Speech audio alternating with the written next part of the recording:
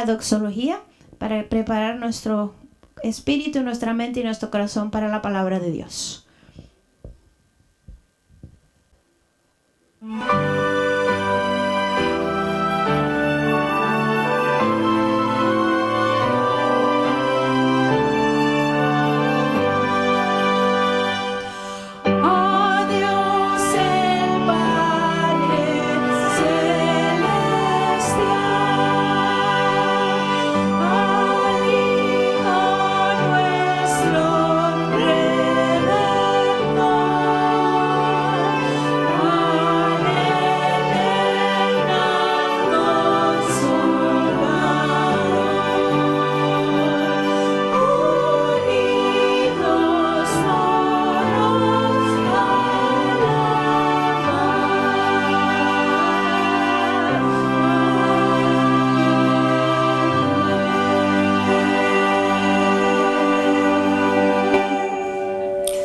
Amado Dios y Padre bueno, a ti sea la honra y la gloria, oh Dios.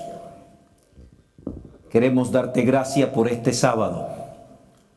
Queremos que tu Santo Espíritu esté entre nosotros. Queremos que Jesucristo hoy sea levantado. Abrimos tu palabra, oh Dios. Háblanos a través de ella. Viértenos el poder y la vida que hay en tu palabra. En el nombre de Jesús te lo pedimos.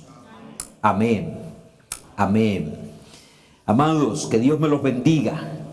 Contento de que podemos nuevamente abrir las Escrituras. Contento de que podemos estar juntos en esta cita sabatina donde nos congregamos para alabar y glorificar el nombre de Dios.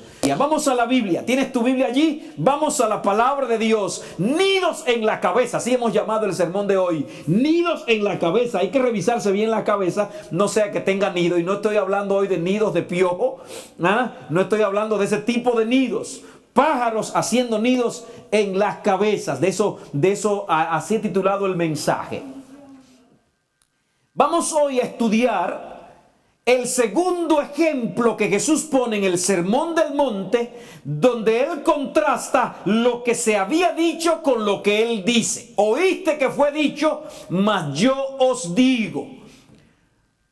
Vamos a tomar los versículos de San Mateo capítulo 5. Me voy a centrar en los versos 27 al 30. Originalmente iba a incluir los versos 31 y 32, pero el material de 31 y 32 lo estoy dejando para solo un sermón, hablando acerca de lo sagrado que es el matrimonio. Así que se va a hacer la próxima entrega del Sermón del Monte. Oíste que fue dicho, voy a leer San Mateo 5, 27 al 30. Oíste que fue dicho, habéis oído que se dijo, no cometerás adulterio. Pero yo os digo que cualquiera que mire a una mujer para codiciarla, ya cometió adulterio con ella en el corazón. Palabra fuerte. Versículo 29. Y si tu ojo derecho te es ocasión de caer, de pecar, arráncalo y échalo de ti, porque es mejor que se pierda uno de tus miembros y no que todo tu cuerpo termine en el fuego del infierno. Versículo 30. Y si tu mano derecha te es ocasión de caer o de pecar, córtala y échala de ti, porque es mejor que se pierda uno de tus miembros y no que tu cuerpo vaya al infierno. Palabras fuertísimas, palabras difíciles de entender. Bueno, lo primero que quiero decirte es que los versículos 29 y 30 son una hipérbole. O sea, una exageración con la intención de poner fuerza sobre una enseñanza. Si tu ojo te es ocasión de caer, sácalo. Mejor es que te salves sin un ojo que te pierda con los dos. Si tu mano derecha te es ocasión de caer, córtala. Mejor es que te salve manco que con las dos manos. Oye, ¿serán literales esas palabras de Jesús? Si esas palabras de Cristo hubieran sido literales, el mundo estaría lleno de cristianos tuertos y mancos. Como te acabo de decir, es una hipérbole. Es cuando tú le pones una exageración a una expresión con tal de que la gente entienda la seriedad y lo radical que debe ser en ese punto. Siempre te regalo 3 puntos. Y el primer punto que te quiero regalar es: sin la ley no puedo entender a Jesús. Sin la ley, ¿no qué? No puedo entender o no puedo sentir la necesidad de Jesús. Es el primer punto. Y Cristo en esta sesión del Sermón del Monte está exaltando la ley, levantando la ley. Oíste que fue dicho, pero yo os digo. Algunos piensan que no debemos predicar la ley. Algunos piensan que solo debo predicar a Jesús y no hablar de la ley. Quiero decirte que toda la Biblia es para ser predicada. Es palabra de Dios. Quiero decirte que Jesús dijo: vayan y hagan discípulos de todas las naciones. Pero también dijo: enseñándoles que guarden todo lo que os he mandado. Así que necesitamos levantar en alto la ley. No podemos entender la obra de Jesús en favor nuestro si no entendemos las demandas de la ley. ¿Estás conmigo? No puedo entender lo que Jesús hace a mi favor si antes yo no lo entiendo. No voy a desear el perdón, no voy a desear la justificación, no voy a desear la salvación si antes no reconozco mi culpa, mis pecados, y es la ley que me hace ver mi condición. No voy a ir al médico si primero no me siento como enfermo. No voy a buscar el remedio si no siento la necesidad. Y la ley es la que me hace entender que necesito un remedio, y ese remedio es Cristo. Aleluya. Así que cuando alguien te diga que la ley está abolida, no está diciendo un disparate, un absurdo. Por la ley es el conocimiento del pecado, y por la ley es que conozco el plan de Dios. La ley revela la santidad de Dios, pero también revela mi pecaminosidad. ¿Estás aquí? Cuando lees un mandamiento, te dice que Dios es santo, pero también te dice que tú eres pecador. Por ejemplo, el texto que acabamos de leer: oíste que fue dicho, no cometerás adulterio. Y Cristo dice: pero yo os digo que basta con que la mire para codiciarla. Está diciéndote claramente cuál es tu condición, cuál es nuestra condición.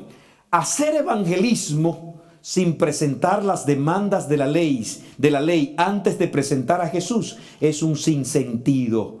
Las buenas noticias, o sea, el evangelio, son que mereciendo nosotros la muerte por nuestros pecados, por violar la ley de Dios, en Jesús encuentro perdón, salvación y restauración. Por eso les prediqué hace unos días que la ley y la gracia no se repelen ni se rechazan, sino que se complementan. La ley me muestra mi necesidad de Cristo, y entonces la gracia me da a Jesús. Que Jesús me libra del poder del pecado y de la condenación de la ley. ¿Estás aquí? Jesús me libra del poder del pecado y ¿de qué más?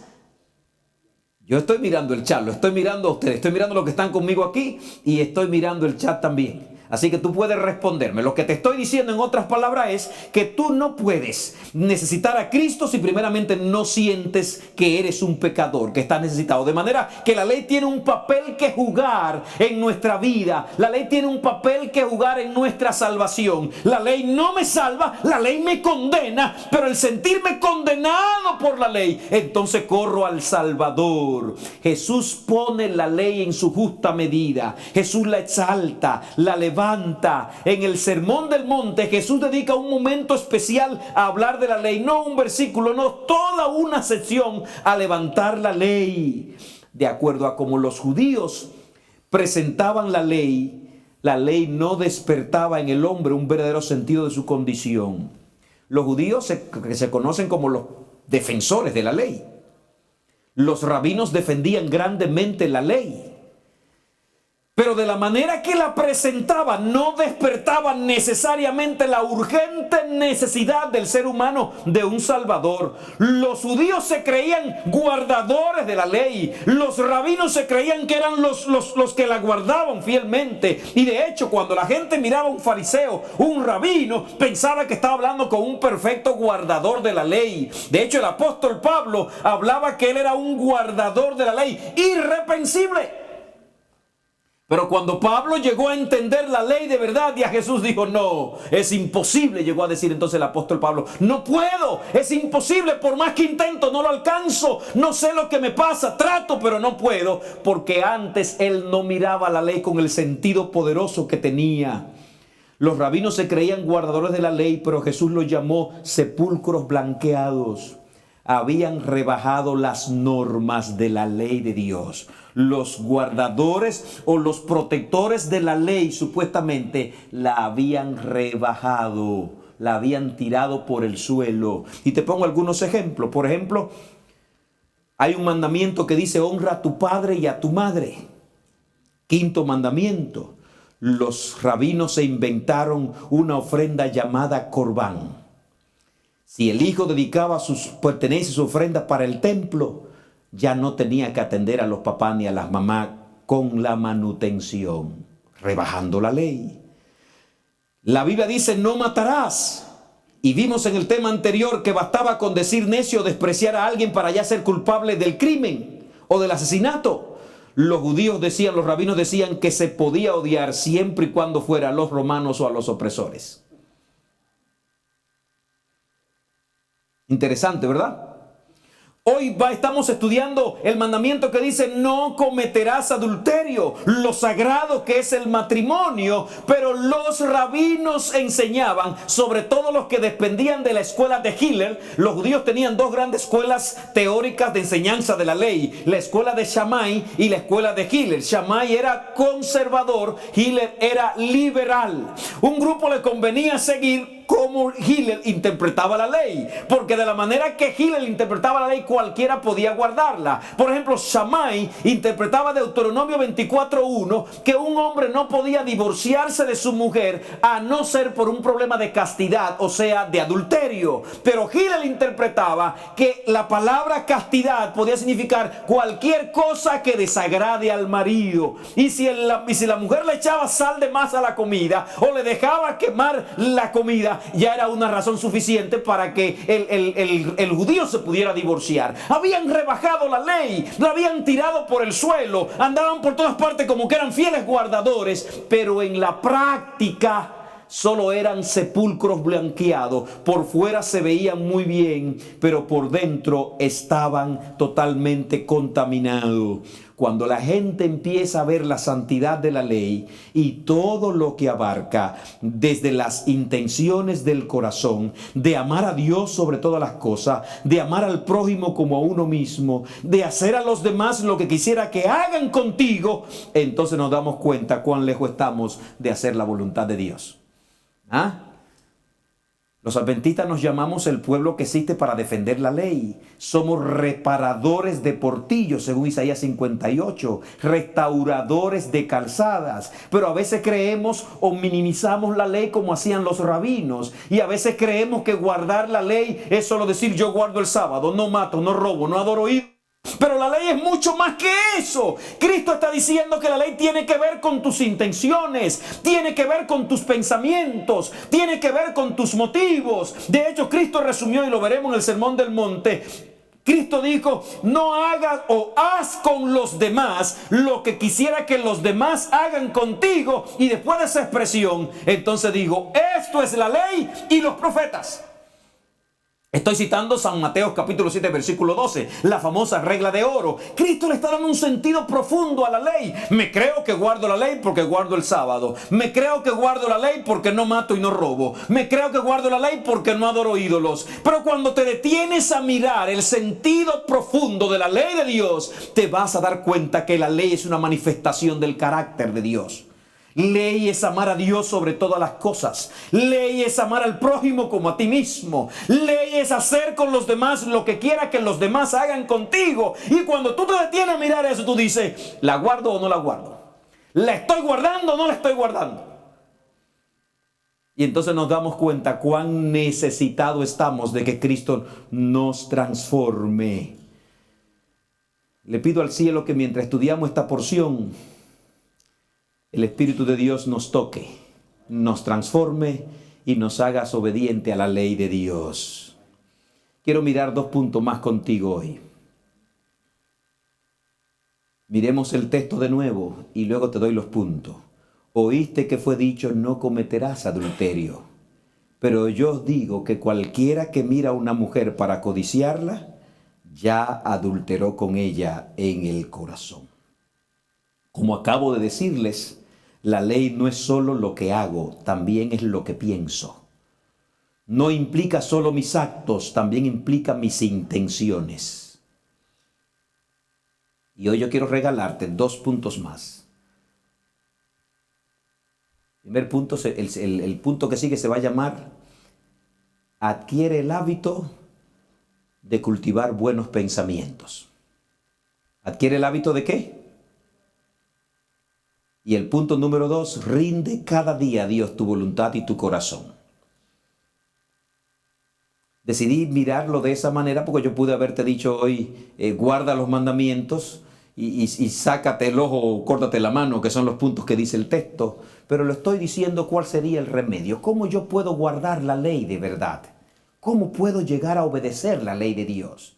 El primer regalo que te quiero dar es: cultiva el hábito de tener buenos pensamientos. No te acostumbre a tener malos pensamientos. No es posible nunca que guarde la ley cuando tienes el hábito de cultivar y de allí acariciar malos pensamientos. No vas a poder hacerlo. Y acabamos de ver en este versículo de San Mateo 5, 27 y 28, acabamos de mirar que no es solo lo que hago, sino las intenciones de mi corazón. Y es posible que ante la gente yo luzca bien. Es posible que ante los demás yo me vea bien. Es posible que ante la iglesia, ante mis vecinos, ante mi familia, yo parezca el mejor cristiano. Pero usted recuerda que la Biblia dice que Dios no mira lo que está delante, que el hombre mira lo que está delante de ¿qué?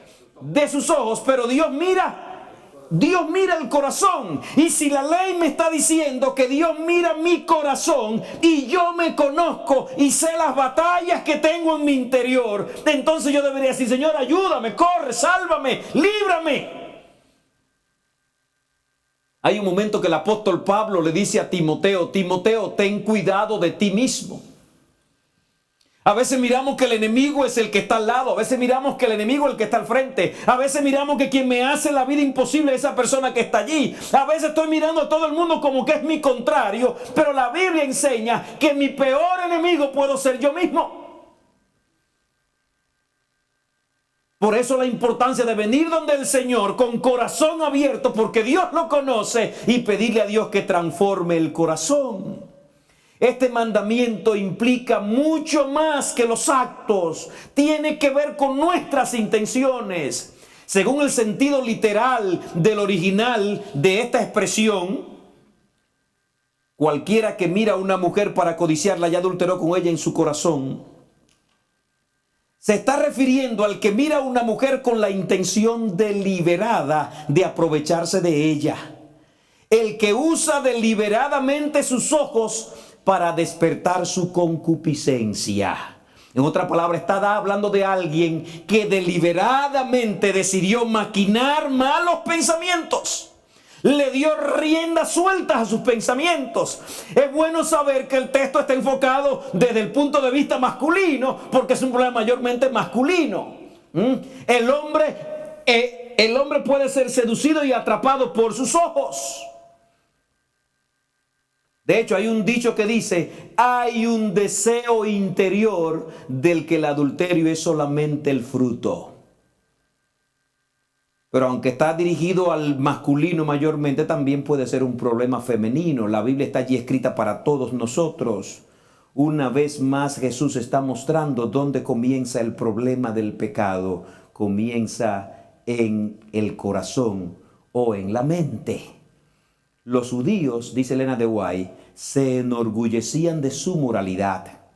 Se horrorizaban de las costumbres sensuales de los paganos. ¿Nos pasa eso a nosotros? Tenían la vista puesta en esa gente. En el ambiente judío, dice ella, la presencia de los jefes romanos que eran enviados a Palestina por causa del gobierno imperial era una ofensa continua al pueblo. La vida licenciosa, la vida lujuriosa, la vida promiscua que vivían estos líderes romanos que venían a vivir a Palestina, dice que creaban una alarma a la vista de los judíos. Porque estos gentiles habían venido con muchas costumbres paganas y lascivia y de disipación. La gente estaba esperando que Jesús denunciase ásperamente ese tipo de problema, pero con asombro escucharon palabras que revelaban el mal que estaba en sus propios corazones. Cristo pudo tomar el sermón del monte para empezar a denunciar a Herodes, para empezar a denunciar a Pilato, para denunciar las atrocidades y la pecaminosidad de los gentiles que estaban entre ellos. Pero es muy fácil mirar la paja en el ojo ajeno. Es muy fácil mirar el problema que está allá. Esta parte de la Biblia quiere que yo sea retrospectivo, que no mire hacia allá, sino hacia acá. Cristo le está diciendo, mientras ustedes se jactan de guardar la ley y juzgan a los gentiles por sus pecados porque no guardan la ley, ustedes son igualmente pecadores de ellos, porque aunque no cometen los actos que ellos cometen, en su corazón lo están cometiendo. Ser cristiano no es solo verme bien, ser cristiano es que Dios me vea bien, aleluya. Eso es ser cristiano. Ser cristiano no es cuánta habilidad tengo para mirar el problema de los demás. Ser cristiano es ver mi problema y correr a los pies de Jesús. Aleluya. Eso es ser cristiano. El verdadero problema humano está en el corazón. Somos muy neófitos al orar porque solemos ir a hablar con Dios de problemas y de casos, pero no le presentamos a Dios nuestro principal problema. ¿Dónde está el principal problema? Escríbelo allí en el chat. ¿Dónde está el principal problema? En el corazón, en la mente. De hecho, la Biblia le llama mente al corazón, o le llama corazón a la mente. De manera que cuando oro, mi principal problema debe ser llevado a la presencia de Dios. Cuando oro, suelo presentarle a Dios, cuando mejor oro, suelo presentarle a Dios mis actos pecaminosos para que me los perdone. Y eso está bien, pero ¿no sería mejor que yo le presente a Dios lo que me lleva a cometer esos actos pecaminosos? Eso fue lo que hizo Pablo en Romanos 7. Pablo en Romanos 7 está diciendo, no entiendo lo que me pasa. Pablo era un neófito en la fe. Pablo era un cristiano empezando en la fe. Y Pablo está intentando hacer lo correcto. Como buen judío, como buen rabino, él está intentando guardar la ley. Está intentando obedecer, pero no sabía que su problema no estaba en hacer los actos correctos, sino en la fuente donde salen las intenciones del corazón. Y ahora Pablo tiene que gritar y decir, no sé lo que me pasa. Quiero hacer lo correcto, pero no logro hacerlo porque la fuente del ser humano, el corazón del ser humano es perverso, dice la palabra de Dios. Alguien dijo una vez que en cada corazón humano hay un homicida escondido, solo que le ha faltado la oportunidad. Hay un adúltero escondido, solo que le ha faltado la oportunidad. Hay un ladrón escondido, solo que le ha faltado la oportunidad. Por eso nadie se jacte de sí mismo, sino que corra al Señor a buscar misericordia. Nuestro principal problema está en el corazón.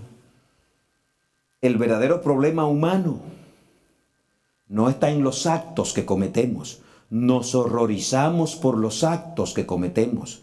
Por eso Jesús no se centró en transformar los actos de sus discípulos, se centró en transformarlos a ellos. Aleluya. El verdadero problema no son los actos, sino lo que impulsa los actos. El verdadero problema de un enfermo no son los síntomas, sino la enfermedad. No son los pecados, sino el pecado. Y aquí te dirá, pero pastor, ¿cuál es la diferencia de los pecados y el pecado? Es un estudio teológico muy lindo que han mantenido de los tiempos de San Agustín, que existen los pecados y existe el pecado. Existen los actos pecaminosos y existe el pecado, que es la raíz de los actos pecaminosos. Soy pecador no porque cometo actos pecaminosos. Cometo actos pecaminosos porque ya soy pecador. ¿Comprendiste lo que estoy diciendo? Una persona es pecadora no porque hace cosas malas, sino que hace cosas malas porque ya antes es pecadoras. A eso es que se refiere el pecado y los pecados. Soy pecador porque vivo separado de Dios. Y la separación de Dios me lleva a los actos pecaminosos. Entonces, ¿dónde debo ponerme atención? ¿Debo ponerme atención en los actos pecaminosos o en el problema raíz, mi separación de Dios?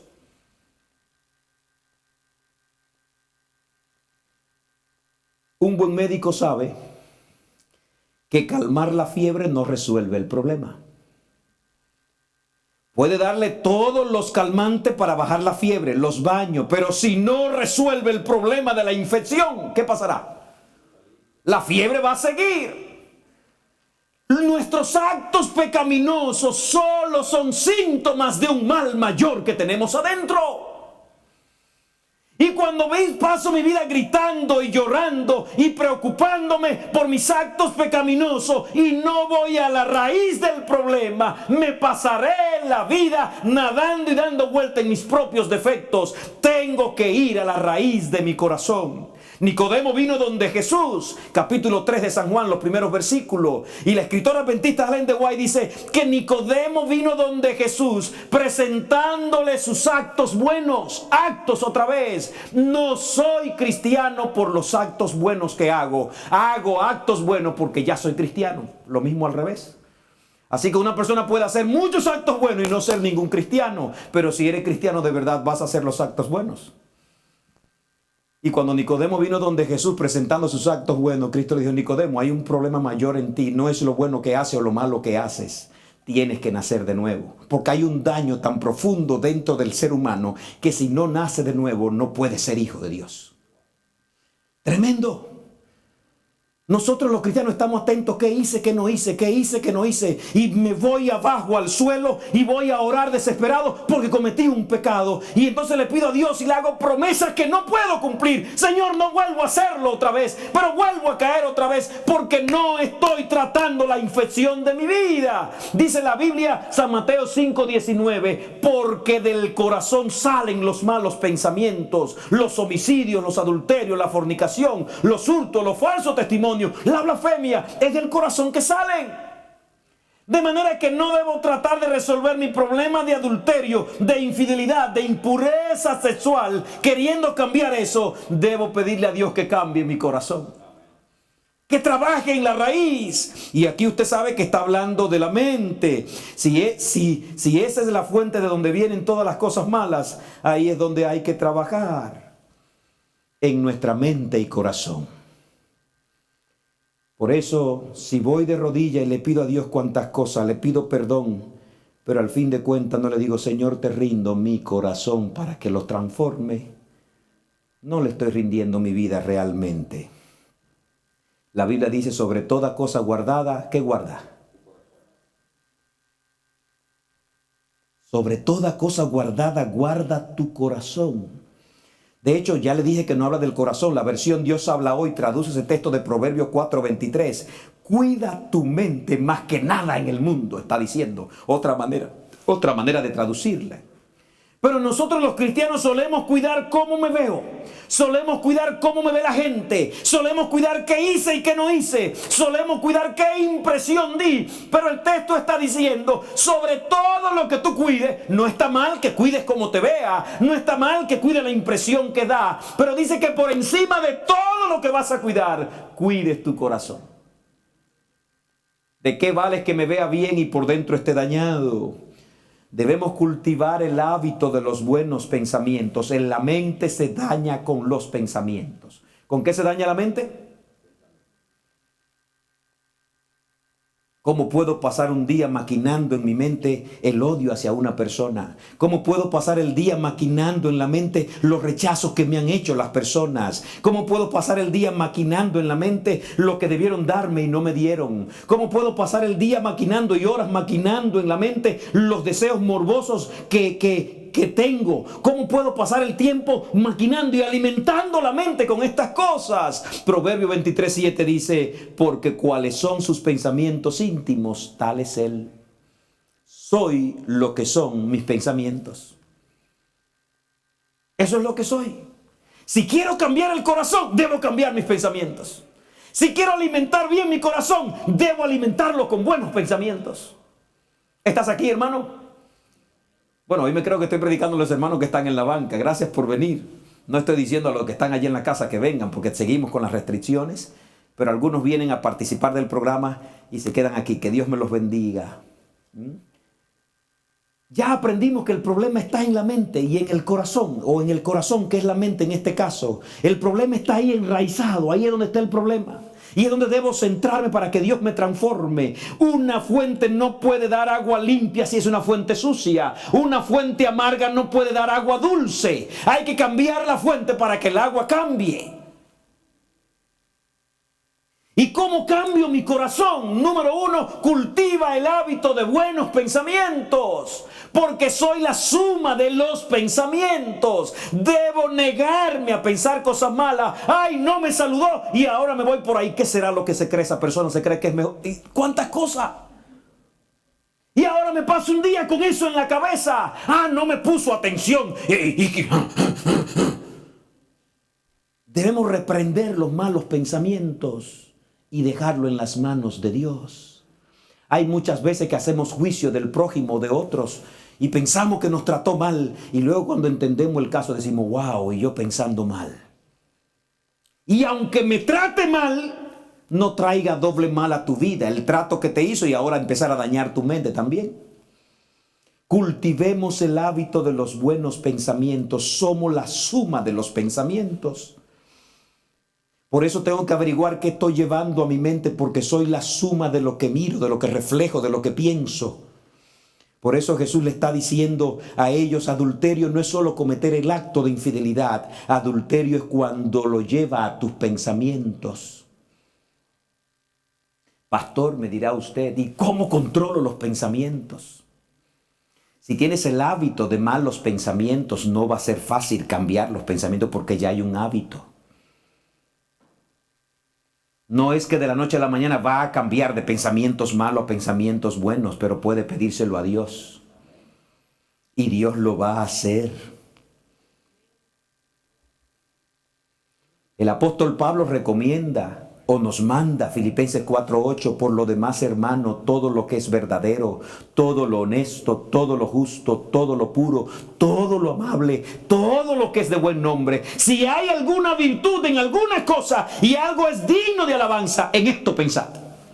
Nos dio una lista. ¡Ay, no hallo en qué pensar! Y el salmista escribe, en tu ley medito de día y de noche. David está diciendo, no me voy a dañar la cabeza pensando en lo injusto que es Saúl. No me voy a enfermar el alma pensando en que Saúl es un ingrato. No me voy a enfermar la vida pensando en que esta ciudad me rechazó. No me voy a enfermar la vida pensando que Nabal no me quiso recibir. David está diciendo, en tu ley medito de día. Está diciendo, en mi cabeza no debe permanecer ni se debe quedar lo que me pueda dañar. Cultiva el hábito de los buenos pensamientos. Si el apóstol está diciendo, en esto pensad, es porque nosotros podemos cultivar el hábito de pensar en lo bueno. Es posible que no tengamos el hábito de pensar en desgracia y cosas malas, pero tal vez nos pasamos el día pensando en cosas vanas. Por eso la palabra de Dios dice, ¿quién subirá al monte de Jehová? ¿Quién entrará en su lugar santo? El limpio de mano y el puro de corazón, el que no ha elevado su alma a la vanidad, ni jurado con engaño. Es posible que no esté hablando a personas enfermas mentalmente para pensar desgracia y desastres o cosas promiscuas, pero tal vez nos pasamos la vida pensando en cosas vanidosas.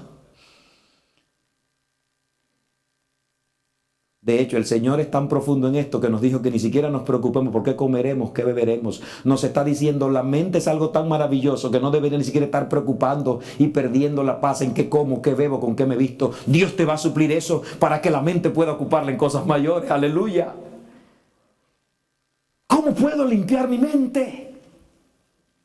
Martín Lutero, ¿saben de quién estoy hablando cuando digo Lutero? Lutero es conocido universalmente, aquel gran reformador del siglo XVI. Lutero escribió, no podemos impedir que las aves vuelen sobre nuestra cabeza, pero podemos impedir que hagan nido en ella.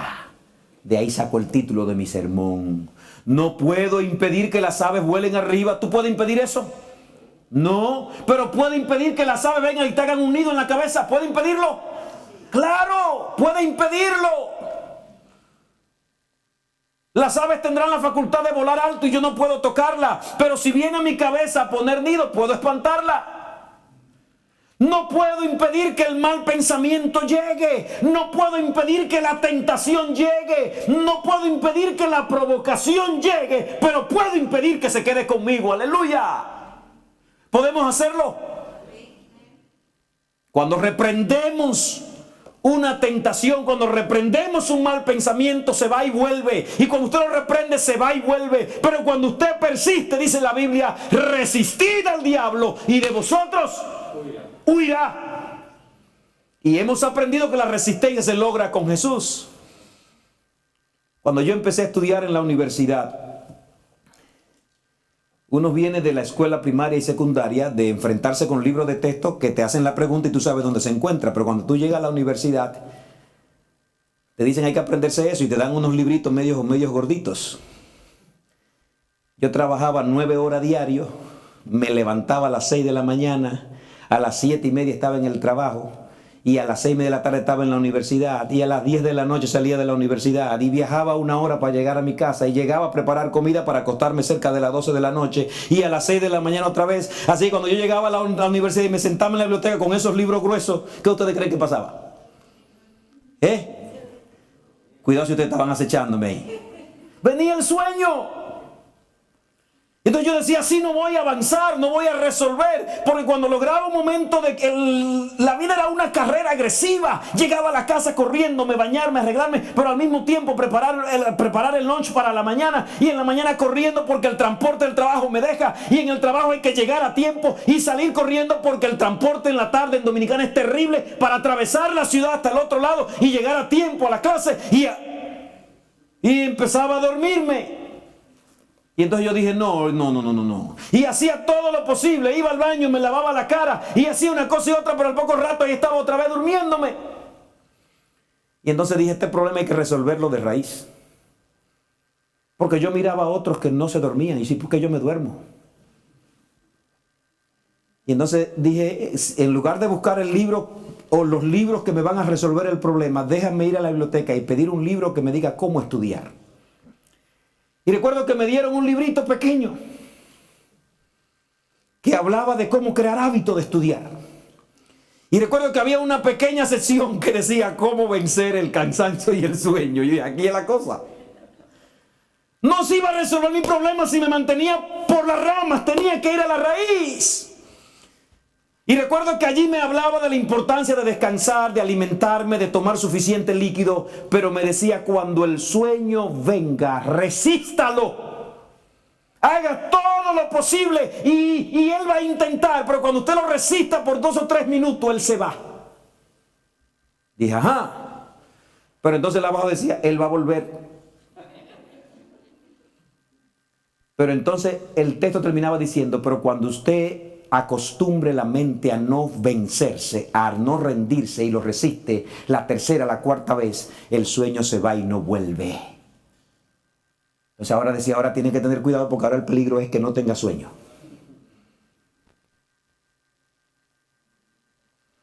Cuando llegue el mal pensamiento, tú no puedes impedir que llegue, pero puedes impedir que se quede. Aleluya. Decide en el nombre del Señor que no va a hacer juicio de los demás. Decide en el nombre del Señor que si los demás te quieren dañar, tú eres una hija, un hijo de Dios. Deja eso en las manos de Dios. No estoy diciendo que no te vas a cuidar, que no va a poner el freno donde tienes que ponerlo, pero estoy diciendo que no te vas a ir rumiando los malos pensamientos, los malos tratos. Acostúmbrate a los buenos pensamientos.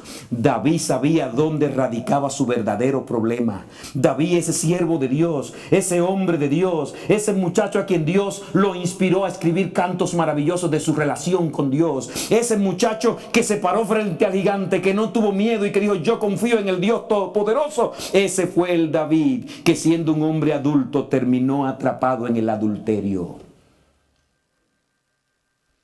Y ustedes saben que justamente David es la persona que ilustra lo que Cristo acaba de decir. El problema de David no empezó con el acto. ¿Empezó dónde? Miró una mujer y ¿qué hizo? Y no solo la codició, dejó que hiciera nido en su cabeza. Y esa es la desgracia y la mancha en la historia de David. De manera que no es a David a quien tengo que admirar porque era un gran hombre de Dios. Es la gracia poderosa de Dios que rescató a David. Eso es lo que tengo que admirar. A veces nos detenemos a mirar el gran hombre que fue David. No, el gran Dios que nosotros tenemos. Aleluya.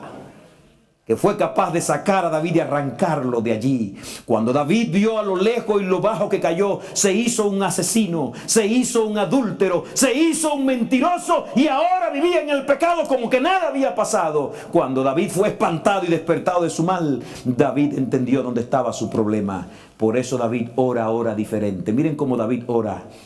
Examíname, oh Dios, y conoce mi corazón. David no viene a orarle a Dios por problemas y por sus actos. David viene a orarle por la raíz de sus problemas. Examíname, oh Dios, revisa mi corazón, pruébame y conoce mis pensamientos y revisa si hay en mí camino de perversidad y guíame por el camino eterno. David ya no confía en sí mismo. David lo que está diciendo: Señor, trabaja en mi corazón. Revísalo, arréglalo, Señor, porque sé que el corazón es engañoso y perverso. Es David quien ora más tarde: crea en mí, oh Dios, un corazón limpio y renueva un espíritu recto dentro de mí. Yo recuerdo una vecina que teníamos que podía ser muy ignorante en letras y matemáticas, pero era muy sabia. Y a veces nos reíamos por sus dichos y su manera de hablar, que era tan jocosa y como tan atrasada y campesina.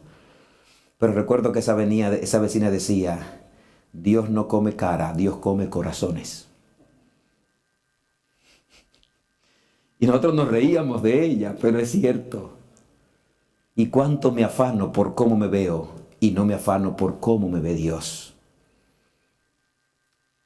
Si queremos vencer las tentaciones, debemos rendirle el corazón a Dios y habituarnos a buenos pensamientos. ¿Podemos hacer eso? ¿Podemos pedirle eso a Dios?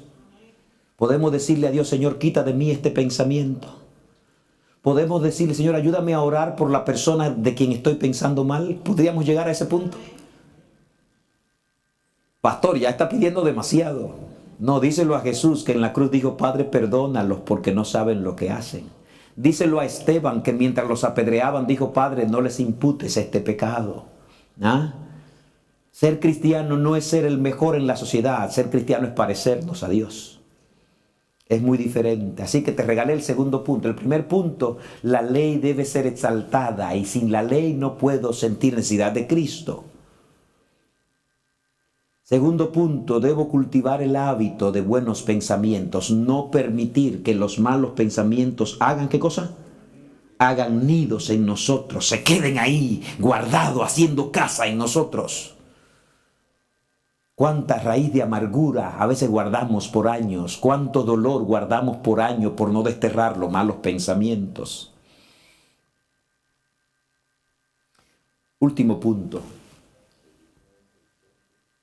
si quieres que tu corazón sea transformado, ríndele tu voluntad y tu corazón a Dios cada día.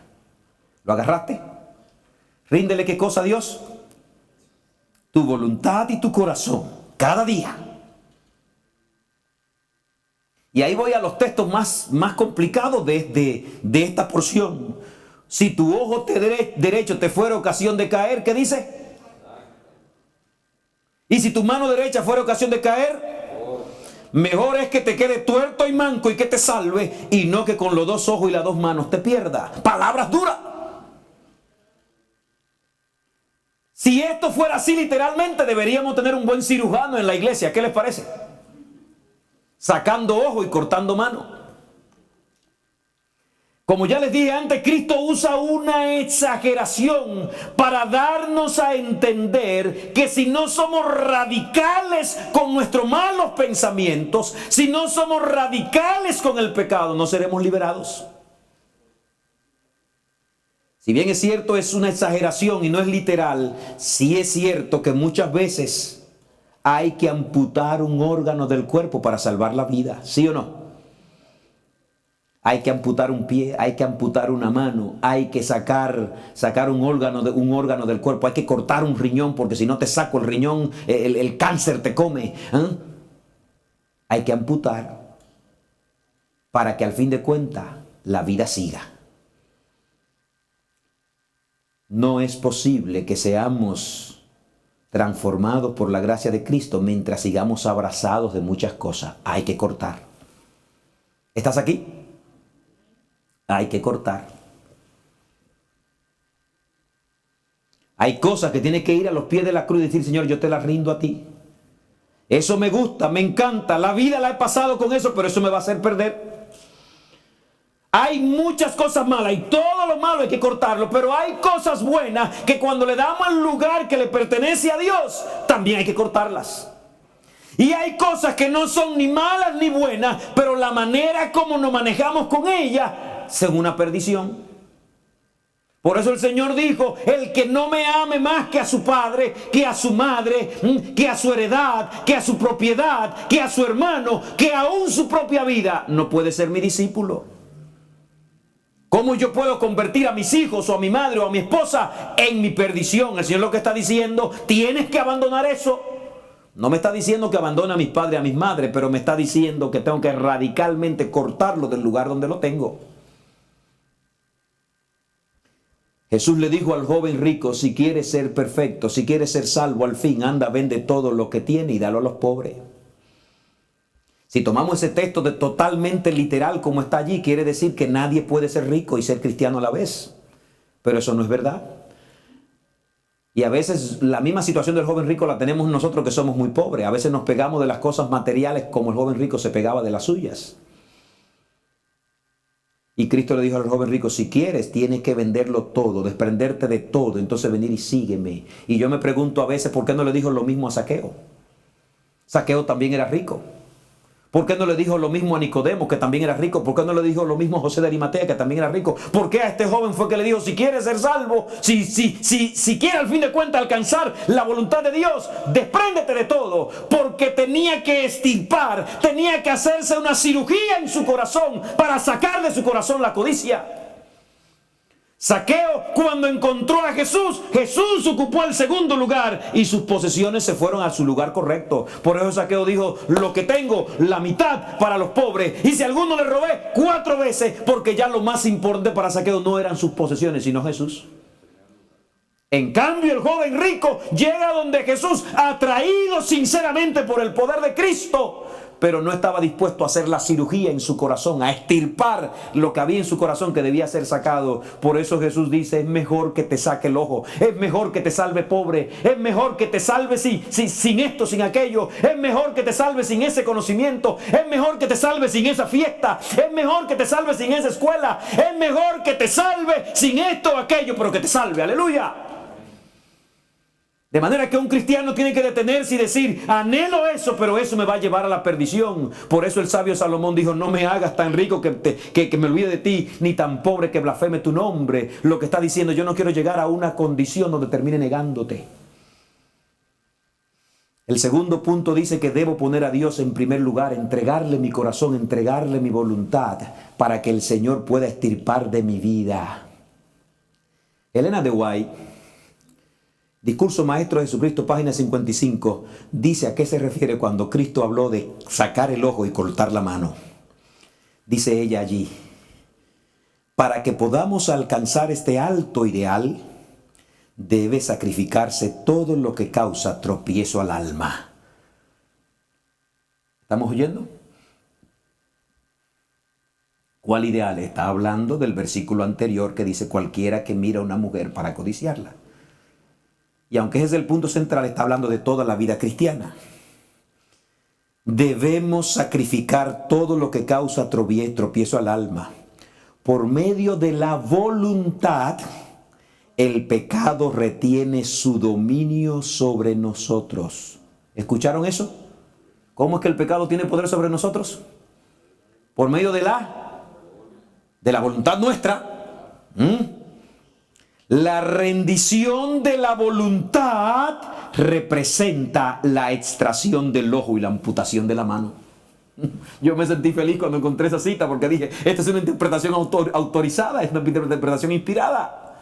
¿Ah? La entrega de la voluntad a Dios es como amputarte el ojo y la mano. Lo que más preciamos es mi voluntad. Yo hago lo que quiero. ¿Cómo que tú me vas a decir lo que haga? ¿Cómo que tú me vas a querer dirigir? Pero Dios dice, dame, hijo mío, tu corazón. Dame tu voluntad. Nadie quiere soltar su voluntad. Nadie quiere perder su personalidad. Pero quiero decirte que si hay una cosa que te hace asegurar tu personalidad, es cuando entrega la voluntad a Cristo. Aleluya. Él nunca nos pisará, nunca bajará nuestra estima, nunca nos humillará y nunca nos quitará nuestra individualidad. De hecho, Él ha diseñado una manera para que preserve, para que aunque yo le dé la voluntad, yo siga siendo el que gobierna mi voluntad. ¿Y cómo es eso, pastor? ¿Cómo es que si le doy la voluntad? Porque la voluntad, bueno, aquí te lo voy a definir antes de explicarlo. ¿Qué es la voluntad? ¿Quieres escribir allí lo que es la voluntad? Yo te lo voy a decir. Camino a Cristo, página 47. Lo que debéis entender es la verdadera fuerza de la voluntad. Esta es el poder gobernante en la naturaleza del hombre. ¿Qué es la voluntad? El poder gobernante en la naturaleza humana. La voluntad es lo que gobierna, es lo que manda. La voluntad es la raíz de donde puede venir todo mal. Ya acabamos de leer en el pensamiento anterior que por la voluntad es el medio como el pecado nos domina. Porque la voluntad nuestra está corrompida. Los designios del hombre son de continuo hacia el mal. La voluntad está corrompida. La voluntad es lo que gobierna la naturaleza del hombre. La facultad de decidir o escoger. Todo depende de la correcta acción de la voluntad. ¿Lo escuchaste? Todo depende de ahí. Está hablando en contexto de salvación. Todo depende de cómo yo uso mi voluntad. Pastor, entonces yo debo usar la voluntad para enfrentar y luchar. No, aquí lo que está diciendo es que la voluntad tiene que dársela a Dios. Porque nuestra voluntad no es suficientemente fuerte para vencer el pecado, es débil y elige mal. Por medio del debido ejercicio de la voluntad, puede obrarse un cambio en vuestras vidas. Aleluya. ¿Por medio de qué? De un verdadero uso de la voluntad. ¿Y qué es lo que debo hacer con la voluntad entonces? Camino a Cristo, página 48. Al dar vuestra voluntad a Cristo, os unís con el poder que está sobre todo principado y potestad. ¿Qué hay que hacer con la voluntad? Dársela a Cristo. Entonces tendréis fuerza de lo alto para sosteneros firme y rindiéndoos constantemente a Dios. ¿Cuántas veces debo darle la voluntad? Constantemente a Dios. Seréis fortalecidos para vivir una vida nueva, a saber, la vida de la fe. ¿Cuál es el secreto de la victoria? Darle la voluntad a Dios. Si bien es cierto, cuando doy la voluntad, ya Él es que gobierna. Yo sigo gobernando porque yo soy que se la doy. ¿Estás aquí, hermano? ¿Quién decide dar la voluntad a Dios? Tú. Y si tú decides darla, cuando tú eres un líder maduro, cuando eres un líder inmaduro, tú quieres hacerlo tú todo. No voy a decir inmaduro, sin experiencia. ¿Quieres hacerlo qué? Todo. Cuando eres un líder experimentado, entonces tú delegas y deja que otros.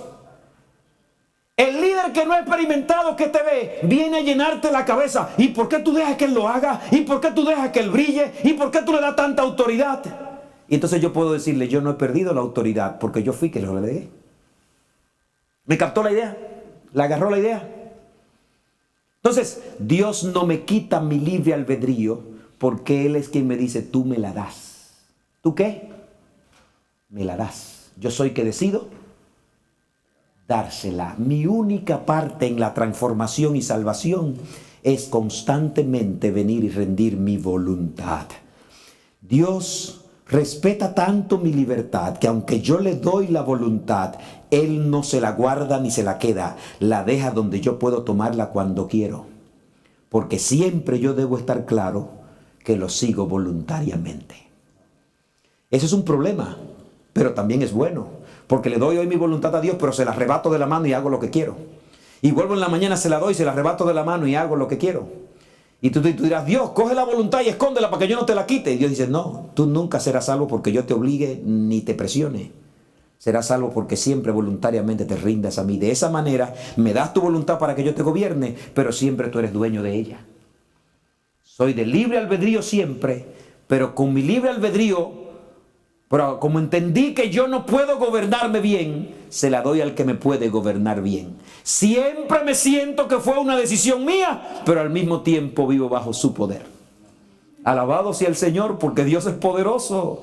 No podéis cambiar vuestro corazón. Estoy citando Camino a Cristo, página 47. No podéis cambiar vuestro corazón. Ni siquiera podéis dar por vosotros mismos sus afectos a Dios. ¡Wow! Ni siquiera puedo amar a Dios aunque yo decida amarlo, porque mi naturaleza le corre a Dios. Pero podéis escoger servirle. ¿Qué puedo hacer? De manera que puedo levantarme esta mañana con mis afectos contrarios a Dios, con mis gustos deseosos de correrle a Dios, con mis deseos totalmente repeliendo a Dios, con todos los deseos carnales sobre mí. Porque dice aquí que no puedo darle mis afectos a Dios. Pero yo puedo ese día negarme a mí mismo y decir, Señor, aunque mi corazón lo que anhela es esta vagabundería, aunque mi alma lo que anhela es este pecado, aunque mi corazón lo que anhela es esta vanidad, yo elijo que tú controles mi voluntad. Aleluya. Eso es negarse a sí mismo. A veces como cristianos estamos esperando que Dios haga el milagro de repente. El milagro no va a ocurrir si no pasa por el sacrificio de rendirte. Si no pasa por el dolor de ser amputado un miembro de tu cuerpo. Eso es ser amputado. Eso es en la mañana o en el momento cuando tu corazón y tu alma lo que quiere es correr hacia la vida promiscua o correr hacia las vanidades del día. Y tú dices, Señor, hoy me niego, en esta hora me niego a correr hacia mi voluntad. Y aunque mi alma quiere eso, yo me rindo a ti. Aleluya. No puedo darle mis afectos, pero puedo escoger servirle. Podéis darle vuestra voluntad. Eso podemos hacerlo. Para que Él obre en nosotros tanto el querer como el hacer. Por su buena. Wow, hermano, cuando llega el día que tu voluntad se parece a la voluntad de Dios, es día de brincar, de saltar, de correr y alabar al Señor. Alabar a Dios no es alabarlo porque amanecí respirando, eso es bueno. Alabar a Dios es cuando tú ves en tu propia vida el poder de Dios obrando tu transformación. Alabar a Dios es cuando ya puede decir, mis deseos son los deseos del Señor. Mira lo que sigue diciendo aquí. De ese modo, vuestra naturaleza entera estará bajo el dominio del Espíritu de Cristo. Vuestros afectos, mira ahora cómo cambió la cosa. Ahora antes tus afectos no podía darlo, pero dice, pero vuestros afectos se concentrarán en Él y vuestros pensamientos se pondrán en armonía con Él. Aleluya. Ese es el secreto de la victoria que transforma el alma. El apóstol Pablo lo dice de la siguiente manera. Dice Pablo, todo aquel que lucha de todo se abstiene. Ellos a la verdad para recibir una corona corruptible, pero nosotros una ¿cómo? Amados, no te va a salvar queriendo decir, aquí estoy, Señor, vivo la vida light. No, la vida es una guerra, es una batalla. Las fuerzas del diablo vienen contra ti, pero olvídate del diablo mismo. En tu propio corazón hay un torbellino. Alguien definió que cuando una persona se convierte a Cristo, Niurka y todos nosotros, cuando alguien se convierte a Jesús, es como que le han dado dos caballos. ¿Dos qué? Dice que su naturaleza es como dos caballos, uno domado que cuando usted mueve la rienda él obedece, y uno lobo que siempre está brincando por correr de ti y no te responde. Eso es el ser humano, esa batalla. No tengo que convencerte de esa realidad porque tú la sabes. Ningún ser humano es ajeno de esa realidad. Esa batalla en la cabeza constante. El secreto es rendirte a Cristo. Pablo dice, todo el que lucha de todo se abstiene. Está hablando de las carreras que se corrían en su tiempo, ya las carreras olímpicas. Cómo estos corredores y luchadores y atletas se abstenían de todo para ganar el premio. Y entonces está diciendo, ¿y nosotros? Que vamos detrás de la mayor corona, una corona incorruptible, no nos hemos de abstener también. No está hablando de la abstinencia, aunque también es parte de lo que como y de lo que no como, lo que hago, eso también es parte, pero está hablando de abstenerme, de yo gobernarme y darle mi gobierno a Jesús. Mira lo que te sigue diciendo para que entienda que de eso que está hablando. Así que yo de esta manera corro, no como a la aventura. Y a veces somos cristianos a la aventura, a ver qué sale. Sí, somos cristianos así, a mí me ha pasado, a todos nos pasa. Soy cristiano, voy a la iglesia, entro y salgo y vengo, pero nunca me siento con Dios a que trate mi problema vital. Soy cristiano, pero nunca le pido a Dios que sane la infección de mi vida. Entonces corro como quien corre a la aventura. Aquí estoy, soy cristiano. Ay, es todo muy lindo. No. De esta manera corro, de esta manera peleo, dice él. Ahora se fue más lejos, se fue a una pelea. No como quien golpea el aire, sino como quien golpeo mi propio cuerpo y lo pongo en servidumbre. Algunos han tomado ese texto para decir que la manera de transformarse es hacer lo que hacían otros que se flagelaban y se castigaban ellos mismos. No, Pablo está diciendo que la manera de golpear el cuerpo es ponerlo en servidumbre, bajo la servidumbre de Dios. Pablo está diciendo, la manera como yo peleo, la manera como yo corro es golpeando mi cuerpo. ¿Y cómo golpeo mi cuerpo? Cuando mi naturaleza quiere eso, yo la someto a la de Dios. Eso es lo que está diciendo. Me someto a servidumbre. Digo, Señor, yo no puedo gobernarme. Yo no tengo el control. Toma tú el control. Y ese proceso es una amputación de lo más valioso que el ser humano tiene, su voluntad. Es preferible perder la mano, los pies, la cabeza y no perder tu voluntad. Y Dios está diciendo, dame tu voluntad. Déjame yo dominar tu voluntad. Pablo dice que de esta manera pelea. Esa es nuestra batalla, nuestra legítima lucha, someternos a la servidumbre de Cristo. Y esto debe ser un asunto diario. ¿Un asunto cómo? Ya vimos antes que Elena White dice que debe ser constante, más que diario, todo el día y durante todo el día. Pablo dice en 1 Corintios 15:31, os aseguro, hermanos, por la gloria que de vosotros tengo en nuestro Señor Jesucristo, que cada día muero. Oigan la expresión de Pablo, ¿cada día qué? Porque morir al yo es rendir mi voluntad a Él. Eso es morir. Este es un asunto diario, dice Elena G. White. Conságrate a Dios, ¿cuántos días? ¿Todas las qué? Y la segunda parte de ese pensamiento que sabemos de memoria dice, es un asunto diario. Cada mañana conságrate a Dios por ese día. Y aquí entra el secreto. Todavía lo que te he dicho no funciona si no lo pone en práctica cada día. Yo le he dicho a ustedes muchas veces que la diferencia entre un cristiano maduro y uno inmaduro es que el cristiano maduro aprende el secreto de la victoria. El inmaduro lucha con sus defectos. El médico sabio trabaja en la infección. El médico novato trabaja en la fiebre. ¿Me captó lo que estoy diciendo? Como tú y yo no somos buenos médicos, en la casa lo que intentamos es bajar la fiebre. Pero cuando lo lleva al médico, ¿el médico qué hace? Dice, ok, baja la fiebre para que él se sienta cómodo. Pero el médico trabaja ya. El cristiano inmaduro trabaja en sus síntomas. Ay, que esta boca mía. Ay, esta palabra mía. Ay, este temperamento mío. El cristiano inmaduro trabaja en eso. Pero el cristiano maduro dice, no, si tengo esta boca todavía sí, es porque todavía la infección está. Y le pide a Dios que trabaje la infección. Aleluya. Cada día es un asunto de cada mañana. Conságrate a Dios por ese día. Somete tus planes a Dios, de rendir la voluntad para ponerlo en práctica o para abandonarlo según te lo indicare su providencia. Podrás así poner cada día tu vida en las manos de Dios y ella será cada vez más semejante a la de Cristo. Esta debe ser nuestra suprema prioridad. Vamos a cantar el último canto, pueden pasar.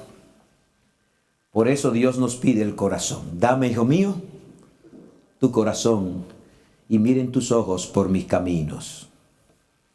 Yo quiero invitarte ahora a que esto no se quede en tus oídos. Quiero invitarte que dé el paso que sigue. El paso que sigue es venir y rendir tu voluntad a Dios. Mira lo que dice este pensamiento. Desear ser bondadosos es santos. No, desear ser bondadosos y santos es rectísimo. ¿Está escuchándome? Desear ser ¿qué? Bondadosos y santos es rectísimo. Pero si no pasáis de esto, de nada os valdrá. Es posible que el mensaje de hoy te haya tocado y tú tienes los mejores deseos, pero si te queda en deseo, no basta. De nada servirá. Napoleón decía que con buenos deseos no se ganaban batallas. Escucho el sermón, escucho el mensaje, soy tocado y salgo de ahí con el deseo. No basta. Muchos se perderán. ¡Wow! ¡Qué palabra más fuerte! Muchos se perderán esperando y deseando ser cristianos. No llegan al punto de dar su voluntad a Dios. No deciden ser cristianos ahora. ¿Cuándo que va a dar la voluntad a Dios? Ahora, esta tarde, esta noche, mañana. Y eso va a significar como una cirugía que te está extirpando algo, porque va a tener que negarte a tus gustos, pero rendirlo a Dios. No está diciendo que tú vas a vencer tu gusto, está diciendo que tú le vas a decir a Dios, vénselo tú. Y Dios lo hará. Y Dios lo va a hacer. Yo quiero invitarte a que decidas ser cristiano ahora. Quiero invitarte a que saque el momento para que le entregues tu voluntad a Dios. Quiero invitarte a que en este mismo momento, allí donde estás sentado, parado, como quiera que estés, tú le digas, Señor, yo quiero darte mi corazón y mi voluntad. Y hoy quiero elegir por encima de mis gustos que tú gobiernes mis gustos. Yo quiero invitarte a que lea el Camino a Cristo capítulo 5, que tiene todos los detalles simples, pero también profundísimos sobre este tema de la entrega de la voluntad y la transformación, cómo Dios nos hace nuevas criaturas realmente. Vamos a cantar este canto con gozo, donde es una oración cantada. Y luego yo voy a orar intercediendo por ti y por mi vida también, para que Dios trabaje en la raíz de nuestro problema, nos dé un nuevo corazón. Vamos a cantar.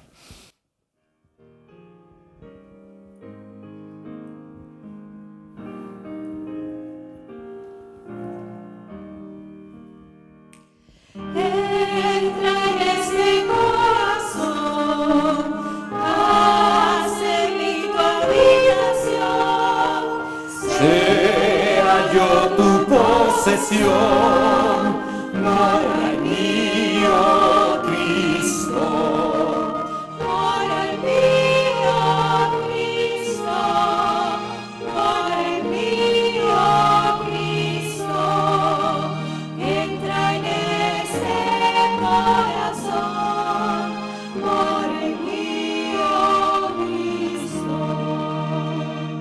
Pon tu espíritu en mí. Hazme muy leal a ti, quiero serle fiel a ti, por el mío Cristo, por el mío Cristo, por el mío Cristo, entra en este corazón, por el mío Cristo. Hoy me entrego a ti, Señor, para ser tu ayudador. Quiero proclamar tu amor, por el mío Cristo, por el mío Cristo, por el mío Cristo. Entra en este corazón, por el mío Cristo.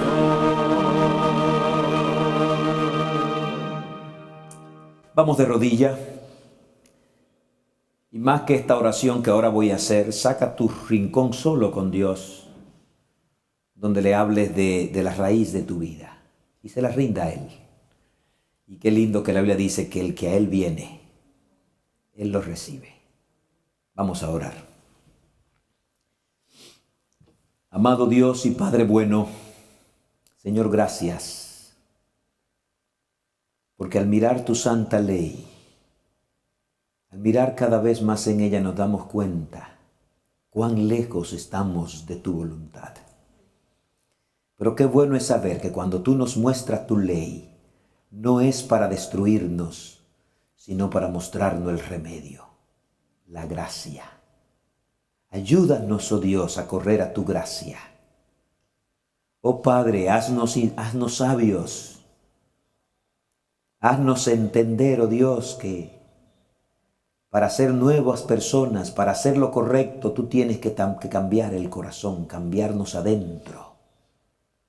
Porque nuestros actos son el fruto de lo que somos. Así que si tú nos transformas dentro, nuestros actos te glorificarán. Ayúdanos, oh Dios. Señor, haznos entender que tiene que ocurrir constantemente en nuestras vidas una cirugía. Tiene que ocurrir en nuestra vida cada día un proceso quirúrgico donde se ampute de nosotros nuestra voluntad y nos sometamos a la tuya.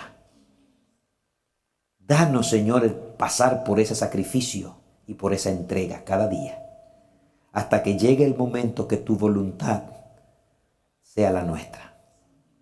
Oh Dios eterno, yo quiero interceder por las personas que nos están oyendo, que nos están mirando y han luchado por tanto tiempo por crecer, por vencer, por avanzar, que hoy puedan entender que el secreto de la victoria está en el correcto uso de la voluntad. Que cada día te la puedan rendir. Señor, toma el dominio, toma el control de mi vida, no solo como algo retórico, como algo de decirlo por decirlo, sino decir, Señor, toma el control total. Y qué bueno es saber que tú lo harás. Oh Dios eterno, gracias por tu palabra. Gracias porque Jesucristo vino a mostrarnos y a cumplir y a vivir la ley para que nosotros podamos entender qué significa eso. Enséñanos a amarte sobre todas las cosas, a amar al prójimo con todo el corazón, a servir a los demás como quisiéramos ser servidos nosotros. Eso es la ley. Eso es los profetas, Señor. Ayúdanos que en nuestra vida se manifieste tu amor y tu gracia para los demás. Borra de nuestra mente los malos pensamientos. Quítanos, Señor, el que las aves hagan nido en nosotros, que los malos pensamientos se queden allí.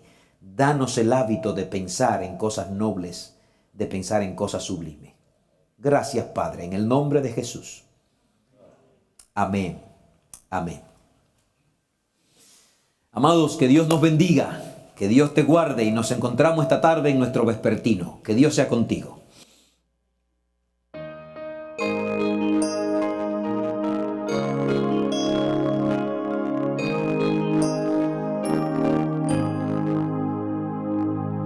Yo te seguiré, oh Cristo, donde quiera que estés, donde tú me guíes sigo, sí Señor, te seguiré, yo te seguiré, oh Cristo, tú moriste para mí.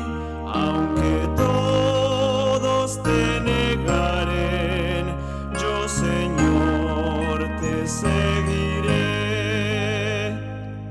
Aunque